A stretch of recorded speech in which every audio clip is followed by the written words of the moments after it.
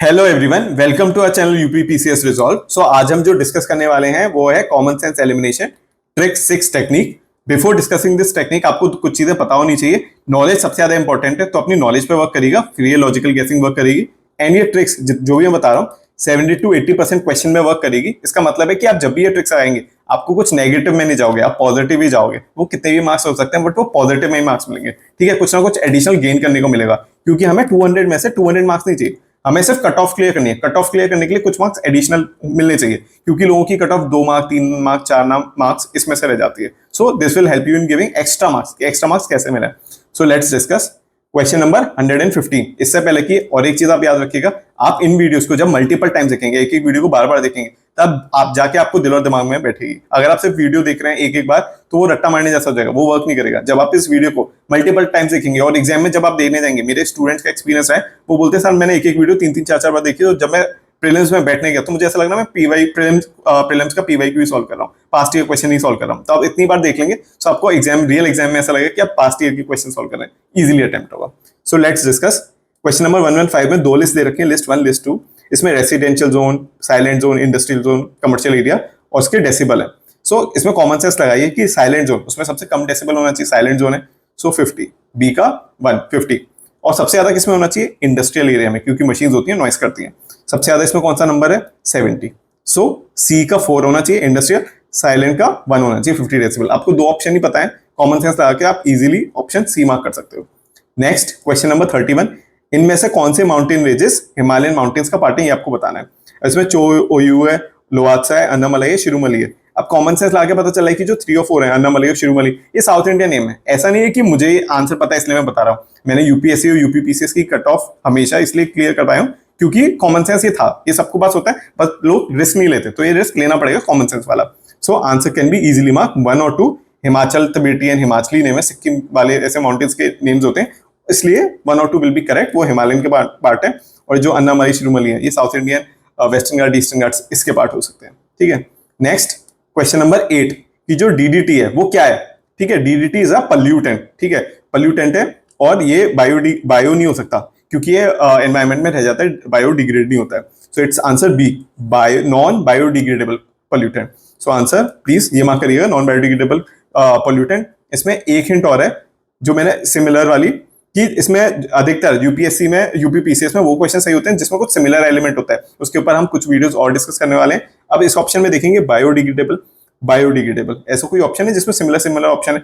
जब similar similar type के option आते हैं उनमें से किसी एक के सही होने के चांसेस सबसे ज्यादा होते हैं। हमें ऐसे क्वेश्चन और नेक्स्ट वीडियो में देखेंगे। तो इसमें बायोडिग्रेडेबल बायोडिग्रेडेबल 2 में है, तो इनमें से ही कोई सही होगा। और डीडीटी काफी कंट्रीज ने बैन कर रखा है, क्यों? क्योंकि ये नॉन बायोडिग्रेडेबल पॉल्यूटेंट है।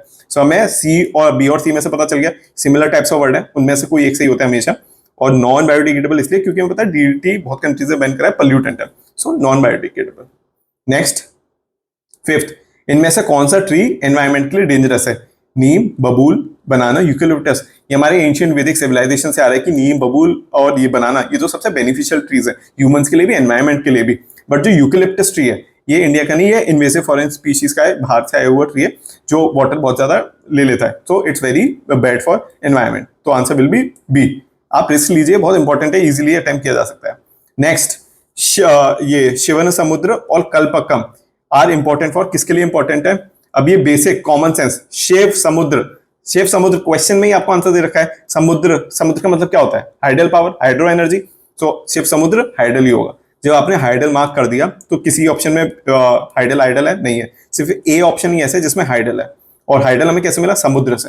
समुद्र का common sense hydel, hydro power. So answer will be A. ये कॉमन सेंस लगा के इजी अटेम्प्ट हो रहा है। जब ओवरथिंक आप नॉलेज, अब ये आप नॉलेज, अगर आप इसमें नॉलेज ट्राई करेंगे तब तो होगा नहीं। अगर आपको पढ़ा है तो हो जाएगा, अगर आपने नहीं पढ़ा तो कैसे सॉल्व करोगे? सपोज मैंने क्वेश्चन नहीं पढ़ा पर मुझे इतना कॉमन सेंस बचपन से पढ़ते हैं, समुद्र मतलब सी, ओशन, हाइड्रो पावर। सो इस बेसिक कॉमन सेंस लगा के मुझे पता चल गया, इसमें नॉलेज की इतनी जरूरत पड़ी नहीं, हमने सिंपल लॉजिकल गेसिंग से कर लिया। नेक्स्ट क्वेश्चन, क्वेश्चन नंबर 86, इनमें से कौन सा फैक्टर इंपॉर्टेंट है लॉस ऑफ बायोडाइवर्सिटी के लिए? तो बायोडाइवर्सिटी का लॉस किस चीज से होता है? तो आपको नेगेटिव बताना है चीजें कि बायोडाइवर्सिटी का लॉस किस नेगेटिव चीज से हो रहा है।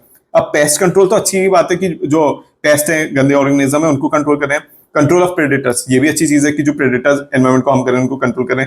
जेनेटिक एसिमिलेशन भी अच्छी चीज है। But destruction of natural habitat, इसी की वजह से तो बायोडाइवर्सिटी का लॉस हो रहा है। सो आंसर इजीली ए मार्क किया जा सकता है। नेक्स्ट 46 क्वेश्चन, ये भी इजी है। Voice of global south summit, इनमें से बताना है आपको कौन सा ऑप्शन सही है।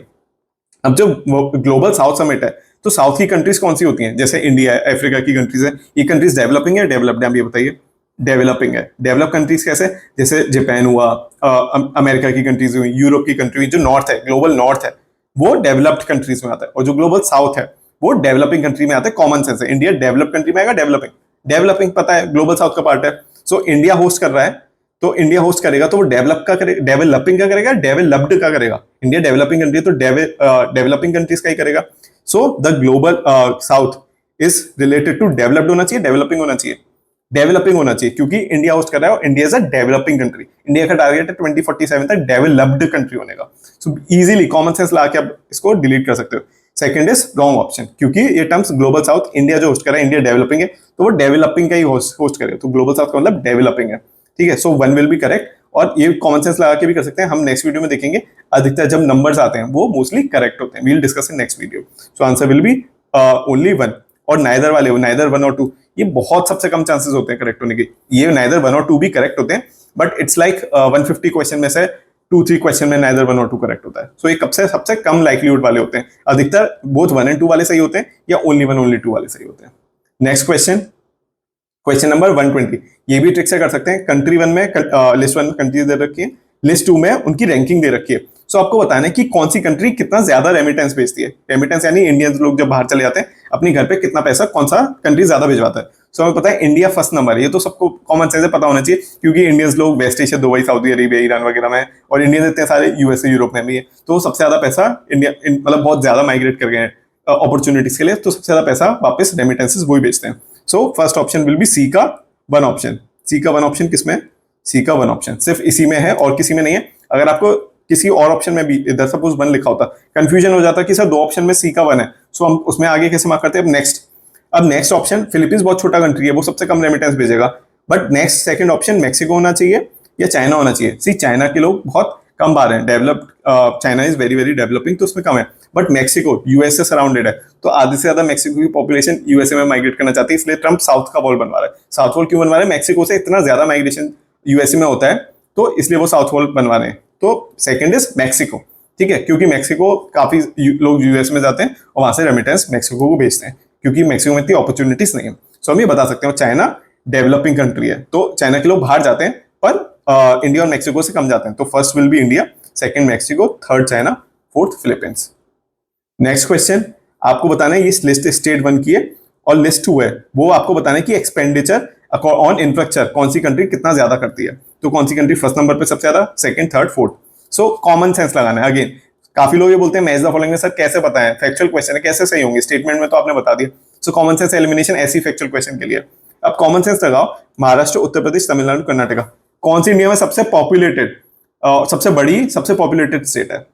आंसर इज उत्तर प्रदेश, सबसे बिग, सबसे पॉपुलेटेड, सबसे huge, it's very very big state. Ambedkar ने बोला था कि इसको 3 स्टेट्स में डिवाइड करना चाहिए। सो Uttar Pradesh is so big, सो उसको डेवलप करने के लिए किसमें सबसे ज्यादा इंफ्रास्ट्रक्चर होगा, कॉमन सेंस, इंफ्रास्ट्रक्चर का खर्चा सबसे ज्यादा उत्तर प्रदेश में होगा, बिकॉज इट इज ह्यूज, उसकी रिक्वायरमेंट ज्यादा है।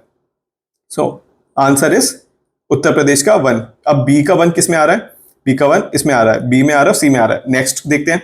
अब दूसरी चीज देखिए, इंडिया में जो फाइनेंशियल कैपिटल है, जो कैपिटल है वो न्यू दिल्ली है, पॉलिटिकल फाइनेंशियल कैपिटल कौन सी है, और सबसे बड़ी one of the biggest state is Maharashtra, Uttar Pradesh के बाद। So second is Maharashtra, common sense लगाया, ठीक है। कर्नाटका रिलेटिवली इन सब में स्मॉलर है, तो कर्नाटका विल बी फोर्थ।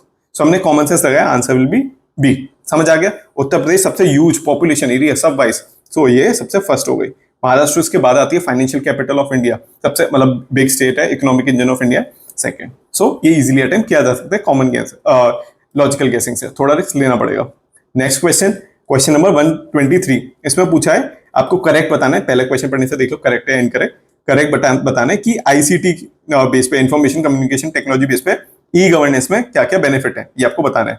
तो ई गवर्नेंस में सबसे पॉजिटिव चीजें होंगी, आईसीटी का यूज करें ई गवर्नेंस के लिए, सब गुड वाली चीजें लेनी है। Let's see, e governance reduces the transparency, क्या जो गवर्नमेंट में ट्रांसपेरेंसी वो रिड्यूस करता है, नहीं इंक्रीज करता है, तो ये नेगेटिव हो गया, इसको डिलीट कर दिया हमने।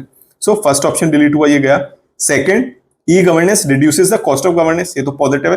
जो गवर्नेंस की जितने सारे कंप्यूटर लगाने पड़ रहे हैं, पेपर का काम हो रहा है, इतना स्टाफ लगाना पड़ रहा है सर्विस डिलीवरी के लिए, ई गवर्नेंस में कंप्यूटर की हेल्प लेके लोगों की एम्प्लॉयज की जरूरत ही नहीं है, वो खत्म होते जा रहे हैं। सो दिस इज पॉजिटिव कि ई गवर्नेंस में कॉस्ट गवर्नमेंट की कम हो जाती है, पैसा बच जाता है, गवर्नमेंट वो पैसा बचाकर हॉस्पिटल एजुकेशन में खर्च करती है।